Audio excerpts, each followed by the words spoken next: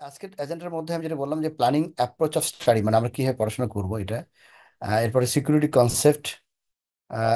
First যে চ্যাপ্টারটা আমরা আসলে ফার্স্ট চ্যাপ্টারটা পাবো, এখানের মধ্যে এই জিনিসগুলো আছে: security concept, protection mechanism, governance principal, organisation roles and responsibility, security control framework, due diligence, due care, পলিসিগুলো কি, threat modelling, threat prioritisation, identify threat. এই এই ইয়েগুলো নিয়ে কথা বলবো। যাক, আমি এই স্লাইডটা গতদিন দেখাইছিলাম যে আসলে সিএসএসপি এক্সাম কিরকম ভাবে হয়। সিএসএস এক্সামটা হয় হচ্ছে যে ধরেন আগে 4 ঘন্টা ছিল, একসময় 3 ঘন্টা ছিল, পরে 4 ঘন্টা হয়েছিল, মাঝখানে আমি 4 ঘন্টা দিয়েছিলাম। এখন 3 ঘন্টা আবার চলে এসছে। 3 ঘন্টার মধ্যে 100 থেকে 150 কোশ্চেন্স থাকে। 150 কোশ্চেন্সের কখনো কখনো আহ, আগে আগে 175 কোশ্চেন ছিল 4 ঘন্টার সময়। এই এই কোশ্চেনটার এখানে পরীক্ষার 700 মার্ক পেতে হয় আউট অফ 100-এর 1000-এর মধ্যে। ঠিক আছে। মাল্টিপল চয়েস কোশ্চেন থাকে মোস্টলি, মানে সিঙ্গেল কোশ্চেন, মানে কোশ্চেনই হয় অ্যান্সার। মাল্টিপল কোশ্চেন খুব কম পাওয়া যায় অ্যান্সার আর কি। এখানে 700 মার্ক পেতে হবে 1000-এর মধ্যে। ইংলিশ আর হচ্ছে যে অ্যাডাপটিভ, যেটা বোঝা যাচ্ছে, মানে অ্যাডাপটিভ মানে হচ্ছে যে আপনার মানে কম্পিউটারাইজড অ্যাডাপটিভ টেস্টিং। মানে মোট কথা হচ্ছে যে এখানে কোশ্চেন অন্যান্য পরীক্ষার মতো একবার কোশ্চেন যদি একটা সলভ করে ফেলেন, অ্যান্সার দিয়ে ফেলেন, you can back back to that. মানে এটা ওয়ান টাইম, ওয়ান ওয়ে, মানে ব্যাক করার কোনো অবকাশ নাই। ঠিক আছে। এবং এখানে কোন কোশ্চেনের মার্ক কত আমরা জানি না। কোনো কোশ্চেনের মার্ক জিরো থাকতে পারে, কোনো কোশ্চেনের মার্ক জিরো থাকতে পারে, এরকম আছে, ডেফিনেটলি আছে। ঠিক আছে। এবং ভাই আরেকটা এখানে মজা, কোনো শর্ট আনসার বা আপনার না, অ্যানালিটিক্যাল কোনো কোশ্চেন থাকে না, শুধু শর্ট এমসিকিউ? অ্যান্সার থাকে না, অ্যানালিটিক্যাল তো অবশ্যই থাকে, কিন্তু মাল্টিপল চয়েস, সবগুলো মাল্টিপল চয়েস। হ্যাঁ, ওকে। সাধারণত 4টা কোশ্চেন থাকে, 4টা অ্যান্সার থাকে, এর মধ্যে আপনাকে একটা বেস্ট, বেস্ট মোস্ট, মানে এখানে সমস্যা হয় কোথায়, দেখবেন যে 4টে অথবা 2টে অ্যাটলিস্ট, মানে মনে হবে 2টি অ্যান্সার। হ্যাঁ, এখান থেকে আপনার বেস্ট অ্যান্সারটা বের করতে হবে, মোস্ট, মানে এটা হচ্ছে কথা, অ্যাপ্রোপ্রিয়েট অ্যান্সারটা বের করতে হবে। বেস্ট টু তো হয় না, না শুধু বেস্ট বেস্ট ওয়ান? টু হয় না, বেস্ট টু হয় না, ওরা সাধারণত বেস্ট মোস্ট এগুলো বলে, তো আপনাকে একটা অ্যান্সার চয়েস করতে হবে। সো এটাই সমস্যা হয়ে সিঙ্গেল যায়। আনসার। সিঙ্গেল। সো এটাই সমস্যা হয়ে যায় যে অনেক সময় কনফিউজড হয়ে যায়। বিশেষ করে আর 2টে হয়তো এলিমিনেট করা যায়, আর বাদ বাকি 2টোতে এসে ঝামেলাটা বাঁধে আর কি। ঠিক আছে। আমার আমার এক্সপিরিয়েন্স যেটা হয়েছিল যে আমি থ্রু আউট দ্য টাইম আমার কাছে মনে হচ্ছে যে, জি, কিছু বলছেন কেউ? ওকে। আমার যেটা হয়েছিল যে আমার কাছে মনে হচ্ছিল যে আমি কোশ্চেনের অ্যান্সার দিতেছি, কিন্তু আমি জানি না যে কোশ্চেনের অ্যান্সার রাইট হয়েছে না রং হয়েছে। ঠিক আছে। আমি বুঝতে পারতেছিলাম যে পাস করবো কি করবো না, বাট আলটিমেটলি ফাইনালি পাস করে গেছিলাম আর কি নিয়ে। এখানে আরেকটা বিষয় হচ্ছে যে আপনি পাস করবেন এরকম, যে ধরেন আপনি 150টার মধ্যে যদি 100টা কোশ্চেন পার হওয়ার পরে যদি দেখেন যে আপনি পাস করে গেছেন, বাদ বাকি 50টা ফেল করলেও, ভুল হলেও, আপনি ওখানে পাস করে যাবেন, এরকম আর কি ব্যাপারটা। আবার ফেল করলে ওখানে আপনাকে ফেল করে দিয়ে দিবে। হ্যাঁ, এরকম আছে ব্যাপারটা। এ নিয়ে মার্কস ডিস্ট্রিবিউশন এখানে এখানে টোটাল 8টা ডোমেন আছে। 8টা ডোমেনের মধ্যে মার্ক ডিস্ট্রিবিউশন এরকম করে আছে, কোথায় সরি কত। ভাই, সরি সরি, টু ইন্টারাপ্ট করলাম, মানে এক্সাম দিতে দিতেই জেনে যাবো যে পাস কি ফেল? একটা স্টেজে এসে আপনি 100 কোশ্চেনের পরে আপনি বুঝে ফেলবেন, 100 রিচ করার পরে বুঝে ফেলবেন যে আপনি কি স্টেজে আছেন। আপনি যদি 100-এর মধ্যে এমন মানে আম, করেছেন যে বাদ বাকি 50 কোশ্চেন যদি ফেলও করেন, তাহলে আপনাকে পাস ডিক্লেয়ার দিয়ে দেবে, আপনাকে আরো 50টা কোশ্চেন অ্যান্সার যাইতে হবে না। ও আবার যদি আচ্ছা আচ্ছা আচ্ছা। আবার থ্যাংক যদি ইউ। মনে হয় যে আপনি 100টা কোশ্চেনের মধ্যে দেখা গেছে বাদ বাকি 50টা পারলে আপনি ফেল করবেন, পাস করবেন না, তখন আমাকে ফেল ডিক্লেয়ার দিয়ে দিবে। ঠিক আছে, এরকম। সো মানে বুঝতে পারছি। ইন্টারেস্টিং আর কি। এটাই। আর হচ্ছে যে মার্কস ডিস্ট্রিবিউশনটা দেখলেন, এখানে নিচে আছে যে 8টা ডোমেইন আছে টোটাল। 8টা ডোমেইনের মধ্যে একসময় 10টা ছিল, 8টা নিয়ে আসছে বেশ আগে অবশ্য। এটা 16% মার্কসের একটু চেঞ্জ আসছে, 1% এদিকে চলে আসছে প্রথম চ্যাপ্টারে। এরপরে অ্যাসেট সিকিউরিটি 10%, 13%, 13%, 13%, 12, 13, 10। এই টোটাল 8টা ডোমেইনের মধ্যে আসলে মার্ক ডিস্ট্রিবিউশন এরকম করে আছে। তো এখানে কোন ডোমেইনে কত এক্স্যাক্টলি মার্ক হবে আউট অফ 1000, এটা বলা মুশকিল। এটা এটা এটা কেউ ওরা ওরা আসলে এটা এটা ডিসক্লোজ করে না যে কোন চ্যাপ্টারে কত মার্কস, প্লাস ইভেন কোন কোশ্চেনের জন্য কত মার্কস বা কত পয়েন্ট, এটা কখনোই আমরা বুঝতে পারি না, ডিসক্লোজ করে না আর কি। ঠিক আছে। মানে এইটা আর কি ব্যাপার। এখানে টোটাল আমি যে বইটা ফলো করব সেটা হচ্ছে যে সিভিক্সের যে গাইডটা আছে, সামারিটা যেটা আর কি, ওই গাইডটা আমরা ফলো করব, এই মাইক চ্যাপেলের বইটা আর কি। ঠিক আছে, মাইক চ্যাপেলের বইটা আমার কাছে মনে হচ্ছে কম্পারেটিভলি ইজি। আমি যেটা বলবো যে আপনারা যারা পড়াশোনা করবেন, মাল্টিপল বই পড়ার চাইতে একটা বই আগে ভালো করে পড়েন। একটা বই ভালো করে পড়ি আমরা। আমার এক্সপিরিয়েন্স যেটা হয়েছে, আমি একটা বই ভালো করে পড়বো, এরপরে অন্য বই থেকে হয়তো কিছু কিছু জিনিস দেখতে পারেন বা স্ক্যান করতে পারেন এবং অন্য বইয়ের কোশ্চেন আনসার সলভ করতে পারেন। বাট যে কোনো একটা বইকে আপনি ভালো করে পড়েন, তাহলে সুবিধা হবে। বিশেষ করে এই বইটা আমার কাছে কম্পারেটিভলি কয়টা বইয়ের মধ্যে ভালো লেগেছে। হ্যাঁ, সো এই বইটাই আমি পড়েছিলাম আর কি, মোট কথা হচ্ছে এটা। এই তো বইটা তো এখানে অনেক সব বিশাল, এখন 1200-র একটু উপরে পেজ। এখন বড় করছে আর কি।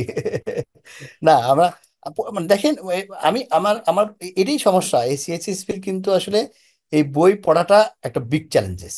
আমি বলবো আমার নিজের ক্ষেত্রে সমস্যা হয়েছিল। আমি তো ইনফ্যাক্ট কোভিডের সময় পড়াশোনা করেছিলাম। হ্যাঁ, সো স্টাডি অফ ব্রেক যদি হয় দেন প্রবলেম। ব্রেক অফ স্টাডি দেওয়া যাবে না, মানে এটা আপনাকে কন্টিনিউশন রাখতেই হবে।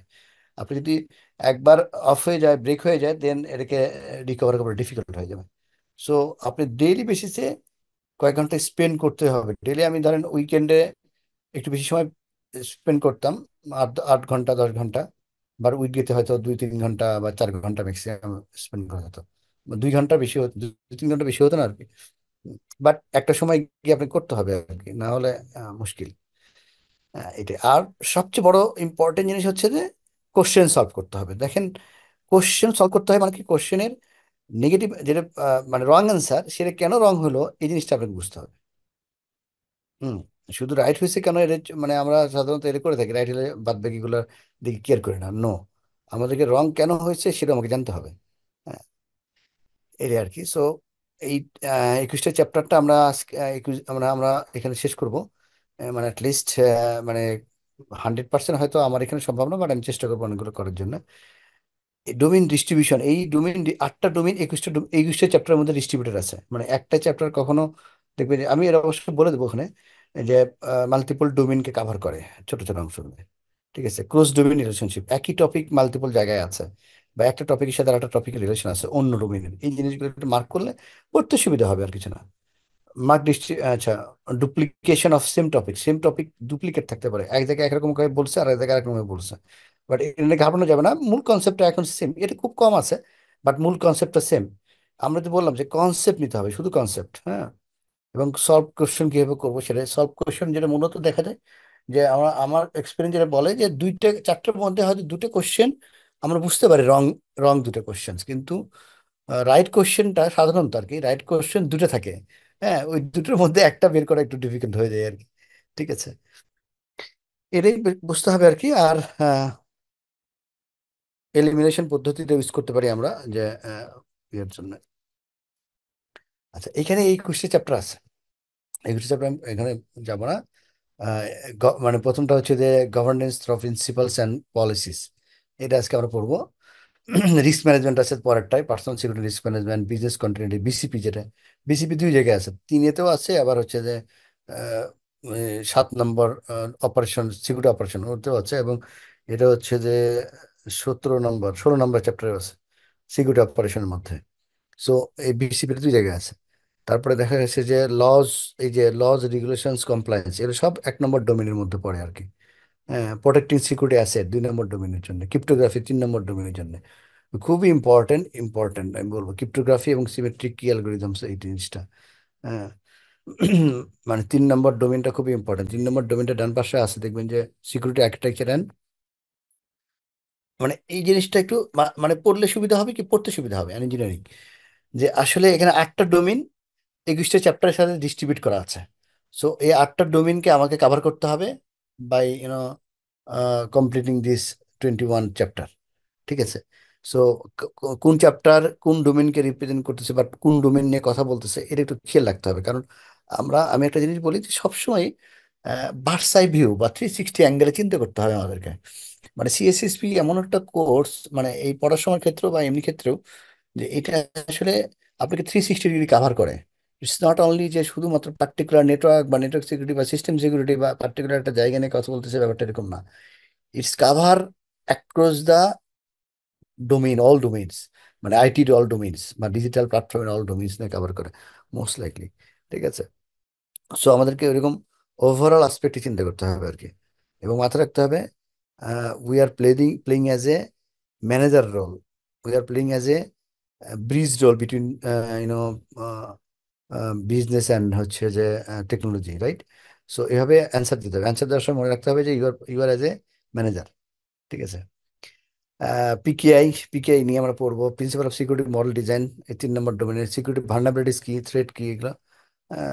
Physical security important, network security 11 নম্বর চ্যাপ্টারটা খুব ইম্পর্টেন্ট। 11 12 এই দুটোই আসলে আমাদের যে নেটওয়ার্কের যে ইয়েগুলো আছে, কন্টেন্টগুলো আছে, সেখানে এখানে কভার করছে। আইডেন্টি অ্যাক্সেস ম্যানেজমেন্ট, অথেন্টিকেশন আর আইডেন্টিটি খুব ইম্পর্টেন্ট চ্যাপ্টার। এবার কন্ট্রোলিং মনিটরিং এর 13 14 একই ডোমেনকে কভার করে মোটামুটি। Security assessment, testing, managing security operations, এটা এটা হচ্ছে 7 নম্বর ডোমেনকে কভার করে মোটামুটি। প্রিভেন্টিং অ্যান্ড রেসপন্ডিং ইনসিডেন্ট, ওটা 7 নম্বর ডোমেন মোটামুটি কভার করে। ডিজাস্টার রিকভারি প্ল্যানিং, হ্যাঁ। এরপর হচ্ছে যে এই তো এই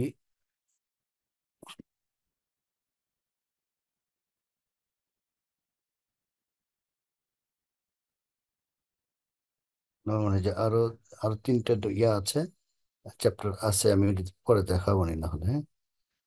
এখানে বাদ পড়ে গেছে আরো বইয়ের 3টে। ভার্সনটা কত হয়? ভার্সন 10 এখন আসছে, আমার হচ্ছে 9, এবার কিন্তু 10। ঠিক আছে।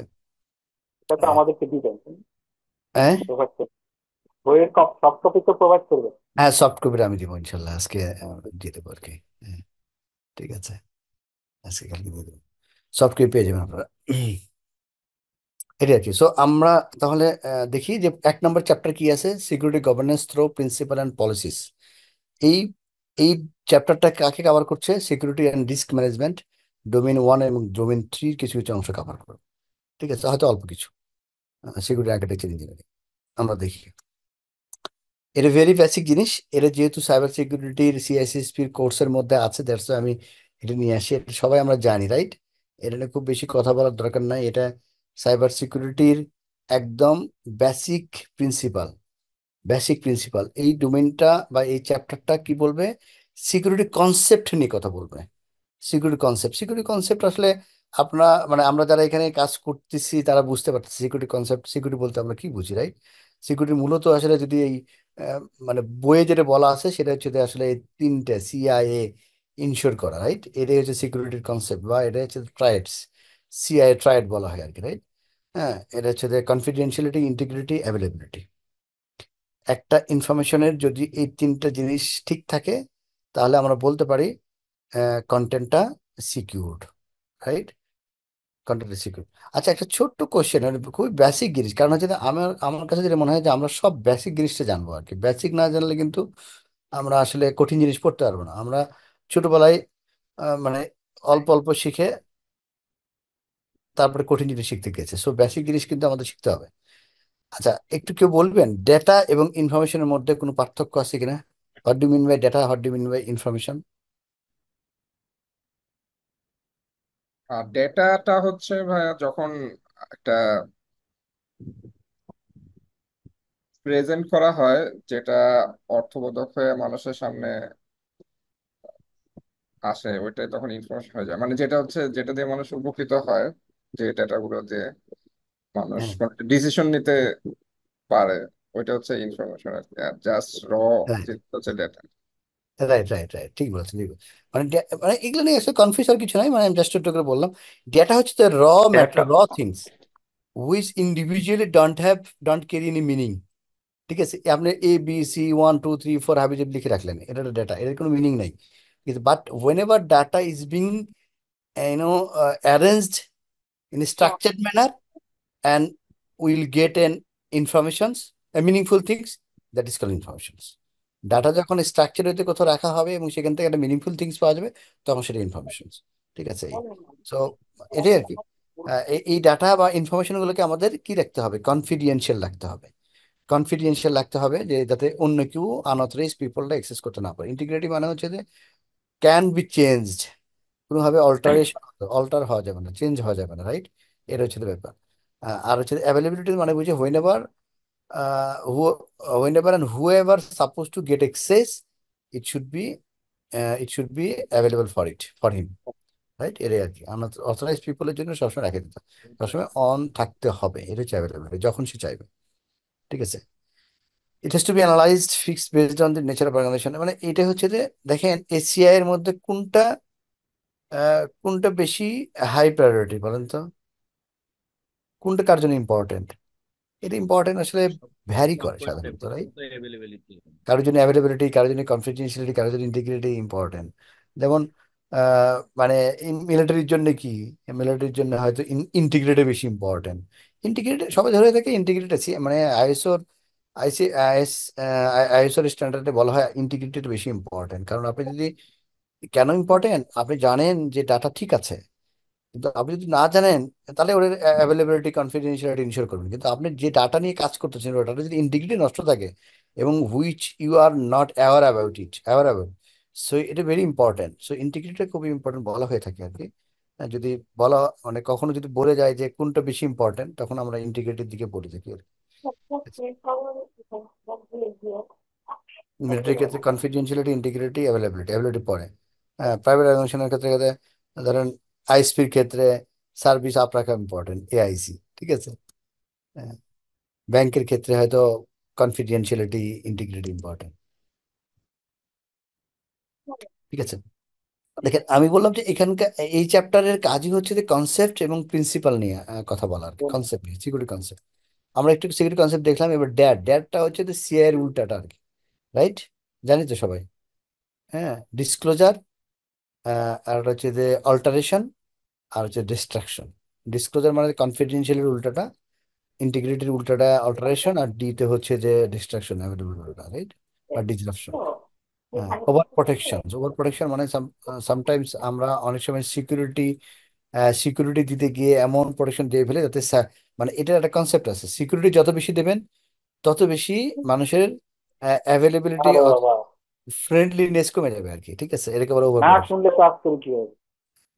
ঠিক আছে, মানে ধরেন আপনি ভিপিএন করলেন সিস্টেম অ্যাক্সেস করার জন্য, তারপরে আবার আহ, আর একবার অথেন্টিকেশন করলেন, মাল্টিপল, মানে এইরকম মানে যত বেশি সিকিউরিটি ইনশিওর করবেন তত বেশি হয়তো কমফোর্ট জোন থেকে মানে কঠিন হবে আর কি, মানে ইউজার ফ্রেন্ডলি হবে না। ওভার প্রোটেকশন দেওয়া আর কি। বাট সিকিউরিটি যেখানে ইম্পর্টেন্ট সেখানে দিতেই হবে। অথেন্টিসিটি, অথেন্টিসিটি মানে কি বল? অথেন্টিসিটি অথেন্টিকেশন না, কিন্তু অথেন্টিসিটি মানে হচ্ছে অরিজিন আর কি, ওর থেকে সোর্স, সোর্স অফ অরিজিন। ঠিক আছে, মানে এটা কি রাইট জায়গা থেকে এসছে কিনা এই জিনিসটি ইনশিওর করা, এটা কিন্তু খুবই ইম্পর্টেন্ট। অথেন্টিসিটি, অথেন্টিসিটি ইনশিওর করার জন্য কি ইউজ করা হয়ে থাকে বলেন? অথেন্টিসিটি ইনশিওর করার জন্য মানে সাইবার সিকিউরিটিতে কোন মেকানিজম ইউজ করা হয়, কোন বিভিন্ন টেকনিক ইউজ করা ধরনের হয়? পাসওয়ার্ড, টু এফ এ বা বিভিন্ন পাসওয়ার্ড টাইপের পাসওয়ার্ড টাইপ ইউজ করা হয় আর কি। টোকেন বা হচ্ছে আপনার বায়োমেট্রিক্স বিভিন্ন ধরনের। আমি বলবো হ্যাশ, চেকসাম হ্যাশ। চেকসাম করে। হ্যাশ আছে, হ্যাশটা হচ্ছে পিকেআই। যে ডাটাটা এনশিওর করার জন্য, ডাটা বা ইনফরমেশনটা ঠিক আছে কিনা, অল্টারেশন হচ্ছে কিনা সেটার ক্ষেত্রে। ঠিক আছে, মানে একজন বলেছে মানে পিকেআই, মানে পিকেআই ঠিক আছে, আরো যদি স্পেসিফিকলি বলেন ক্রিপ্টোগ্রাফি দিয়ে আমরা করে থাকি authenticity. Asymmetric crypto. Asymmetric cryptography দিয়ে অথেন্টিসিটি ইনশিওর করতে হবে। মানে আসলে এই কন্টেন্টটা যার কাছ থেকে আসার কথা, যে এটা পাঠানোর কথা, সে পাঠাইছে কিনা, যে এখানে অরিজিনেটর, সে অরিজিনেটর কিনা, এটা how we can ensure that. ঠিক আছে, এটা ইনশিওর করতে গেলে ক্রিপ্টোগ্রাফি ইউজ করতে হয়। ঠিক আছে, important.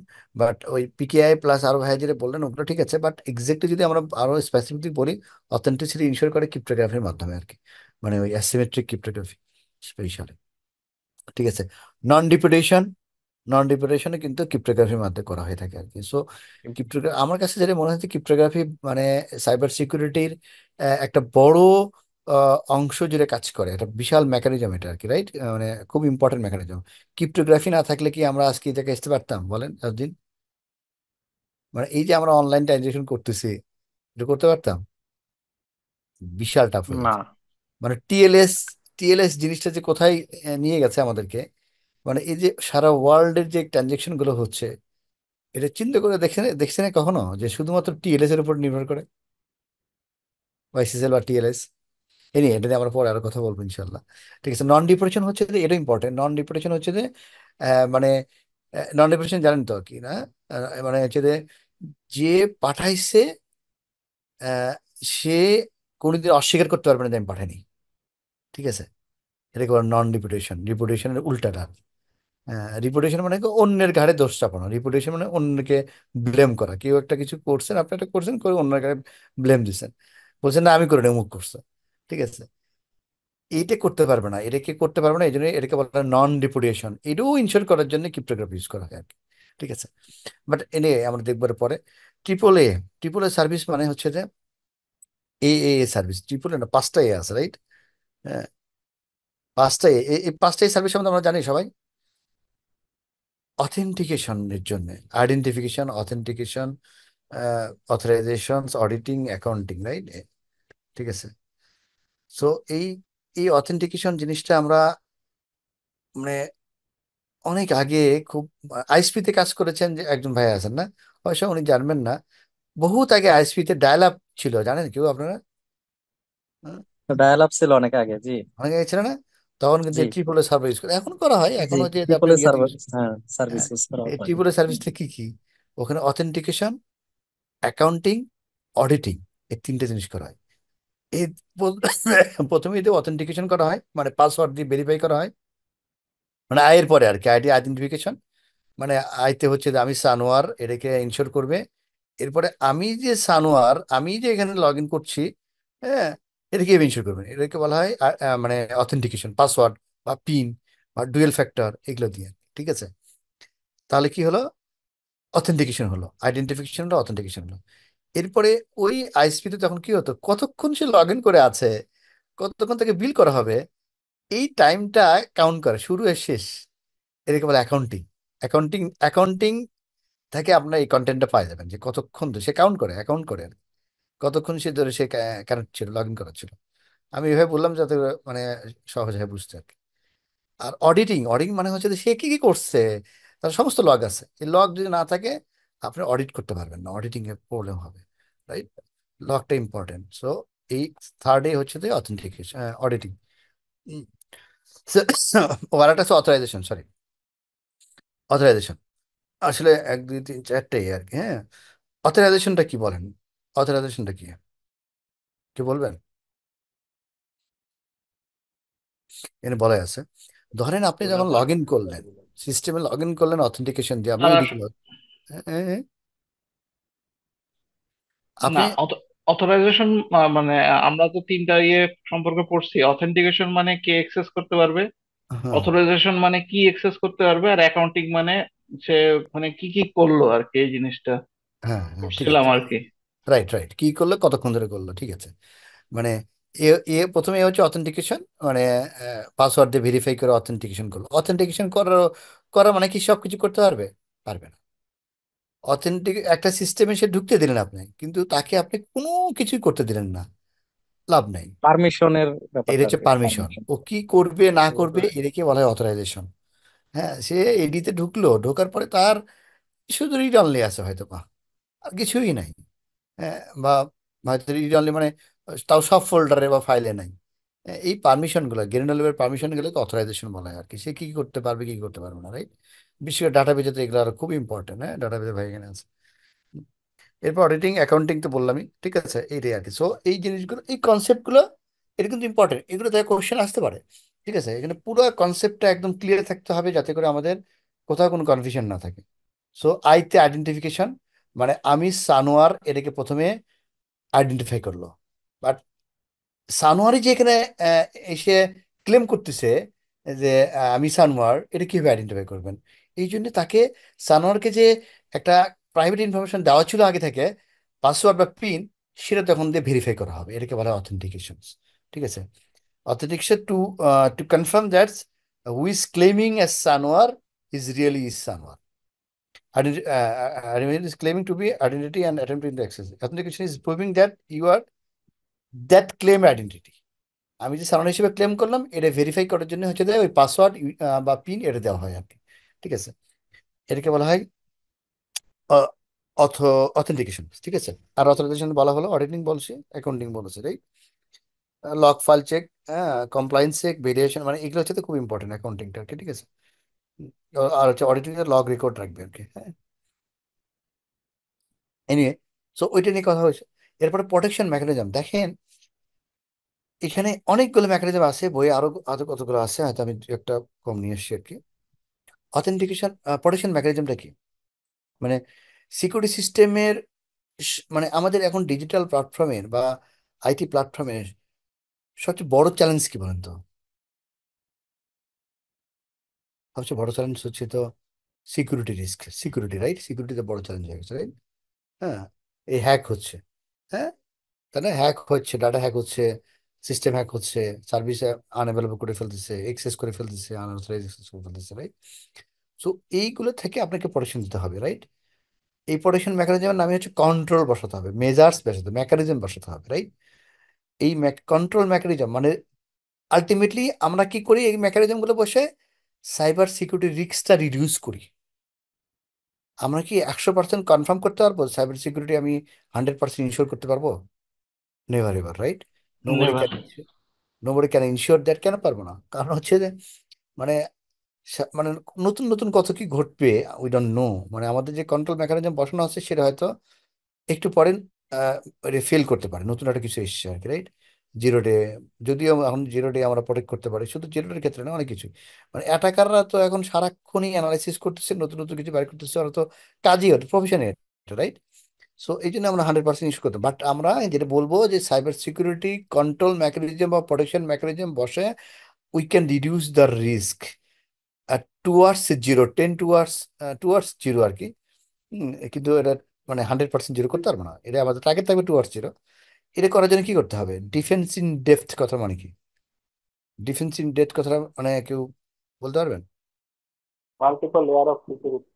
Absolutely, multiple layer security, মানে ধরেন আপনি যদি ফায়ারওয়াল বসাইছেন, কিন্তু আপনি এন্টিভাইরাস মানে এন্টিমেলার দেন নাই, বা এক্সডিআর দেন, ইডিআর দেন নাই, রাইট? অথবা আহ, মানে আপনি ওয়াফ দেন নাই আর কি, সিরিয়াস অবস্থা, বা আইপিএস দেন নাই, রাইট? হ্যাঁ।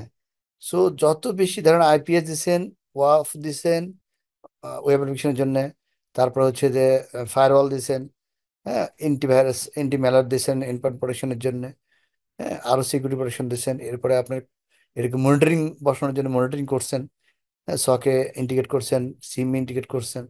তার মানে এই প্রত্যেকটা এক একটা সিকিউরিটি মেকানিজম, যত বেশি সিকিউরিটি মেকানিজম বসাবেন তত বেশি কি হবে? স্ট্রং হবে। এবং এটা কিভাবে বসানো উচিত বলেন তো? সিরিজের প্যারালালে, এরা অবশ্যই সিরিজে বসাতে হবে, রাইট? সিরিজে না বসালে কি হবে, মানে যদি সম্ভব হয় সিরিজেই বসাতে হবে। কখনো কখনো হয়তো টেকনোলজিক্যালি সাপোর্ট করবে না, সেক্ষেত্রে আমাদের প্যারালাল বসাতে হয়, আলাদা জিনিস, হ্যাঁ। বাট সিকিউরিটি অবশ্যই সিরিজে বসবে, তাহলে বলা হয় সেটাকে লেয়ার সিকিউরিটি। এবং এখানে সিকিউরিটি ইনশিওরটা বেশি হবে, এবং রিডিউস রিস্কটা রিডিউস হবে। অ্যাবস্ট্রাকশন হচ্ছে যে এটাও মানে এটাও একটা mechanism to put the control, এটা গ্রুপ বেজে করে, ঠিক আছে? এটা ক্লাস বা গ্রুপ বেজে করে, এটা ম্যানেজমেন্টের সুবিধা হয়, বা সিকিউরিটি ইন্ডিভিজুয়ালি কেউ কাউকে এক্সপোজ করে না, এই হিসেবে অ্যাবস্ট্রাকশন বলা হয়। এটা একটা mechanism. Data hiding, data hiding মানে হচ্ছে যে ভাই, ডাটা হাইডিং আমাদের চাইতে সবচেয়ে ভালো পারবে ডাটাবেজে যে কাজ করছেন আর কি, উনি। ধরেন আপনি একই ডাটা একজনকে দিচ্ছেন রিড, আরেকজনকে দিচ্ছেন এক্সেস, হ্যাঁ, একজন দেখতেই পাবে না, রাইট? আরেকজন কিছুই পাবে না, এরকম আছে না? এটাকে ডাটা হাইডিং বলা হচ্ছে, mechanism of accessing to a object based on their classifications of a subject, ঠিক আছে? কোন সাবজেক্টকে আপনি ফুল অ্যাক্সেস দিচ্ছেন, একই ডাটা কিন্তু কোন সাবজেক্টকে আপনি ফুল অ্যাক্সেস দিচ্ছেন, কাউকে কিছু অ্যাক্সেস দিচ্ছেন না, কাউকে রিড অনলি দিচ্ছেন, কাউকে পার্শিয়াল অ্যাক্সেস দিচ্ছেন।